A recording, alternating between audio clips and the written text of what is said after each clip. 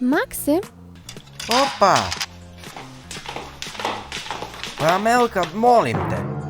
već sam rekla ne, možda drugi put. Obećavam, svidjet će ti se. Leo, ne možeš biti tako naporan. A šta se vi to raspravljate? Leo želi da me pita da izađemo. A ti? A ja ne želim sada da izlazim. Hajde, bar na sat vremena. Ako ti se ne svidi, sastanak će biti gotov. Ali ja ne želim ni da počinjem.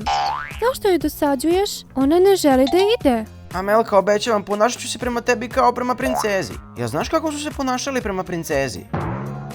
E pa da, udvarali su se i davali su poklone. Nekada princeza nije ni hodala sama. O, pa to mi se sviđa.